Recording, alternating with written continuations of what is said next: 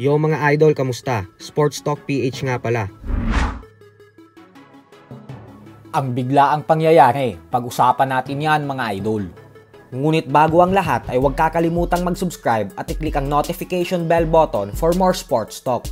So isang napakalungkot na balita nga po ang dumating sa mundo ng boxing kanina lamang.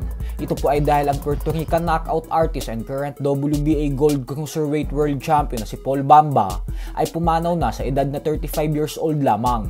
Kinumpirma po mismo ito ng kanyang manager na si R&B superstar Neo sa kanyang social media account. Hindi pa po nilalabas ang dahilan kung bakit binawian ng buhay si Bamba sa napakabatang edad na 35 years old. Subalit lubos po ang panghihinayang ngayon ng maraming boxing fans, lalo pat 6 na araw pa lamang ang nakakalipas magmula ng masungkit niya ang WBA Gold Cruiserweight World Title Belt. Tapos 6 na araw pa lang siyang naging kampiyon ay agad na siyang namaalam sa mundong ito. Bukod dyan ay dahil din po sa naging panalo ni Bamba 6 na araw pa lamang ang nakakalipas ay ang siyang dahilan kung bakit nabasag niya ang record ng heavyweight legend Iron Mike Tyson. Para po kasi sa mga hindi nakakaalam ay noong taong 1986 ay gumawa ng history si Tyson sa boxing kung saan lumaban ito ng 13 beses sa loob lamang ng isang taon hanggang sa tuluyan siyang naging isang world champion. Ang record na ito ni Tyson ay pinanghawakan niya sa loob ng 38 years. Subalit binasag po ito ni Bamba dahil 14 na beses itong lumaban sa loob lamang ng taon na ito kung saan naging isang world champion din siya nitong nakalipas na linggo lamang. At ang matindi pa dito sa ginawa ni Paul Bamba ay lahat ng 14 na panalo niya ngayong taon ay via knockout. May record po si Bamba na 19 wins with 80 knockouts sa 3 talo lamang. Para naman po sa mga nagtataka kung bakit sinasabing world champion si Bamba kahit WBA gold ang titulo nito, ito po ay dahil mismong WBA na ang nagsabi na pag nakuha mo ang gold belt nila ay considered as world champion ka na dahil may 4 umano silang major world title belt.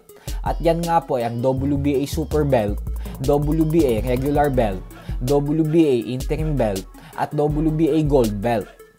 Sa kabilang banda naman mga idol ay bagamat nga po medyo inaalat ang ating mga pambato ngayon na manalo ng world title belt sa sports ng suntukan, ay nagawang makalusot ng ating isang pambato na si current WBC Mini Flyweight World Champion Melvin Jerusalem matapos niyang talunin ang Japanese former undefeated world champion Yudaichi Jioka via split decision itong nakalipas na buwan ng Marso lamang sa mismong baluarte ng Hapon sa bansang Japan.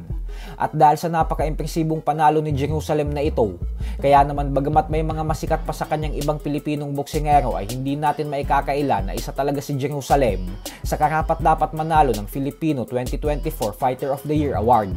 Hindi po kasi talaga madali yung ginawa niyang pagtalo kay Shigeoka, lalo pat heavy underdog siya sa bakbakan na yon tapos siya pa yung dumayo sa Japan. Sa kasalukuyan po ay 2 lamang ang Pinoy Active World Champion dahil bukod kay Jerusalem ay hawak naman ni Pedro Taduran ang IBF Mini Flyweight World Title Belt. Ito po ay matapos niya ding talunin ang former undefeated world champion na si Jinjiro Shigeoka, ang kapatid ng tinalo ni Jerusalem. Tinalo din po ito ni Taduran via 9th round technical knockout sa bansang Japan itong buwan ng Hulyo lamang. Kaya naman si Taduran at Jerusalem lang talaga ang pwedeng manalo ng nasabing award. Gawa ng tinalo nila pareho ang magkapatid na undefeated world champion ng Japan. So hanggang dito na lang po muna tayo mga idol.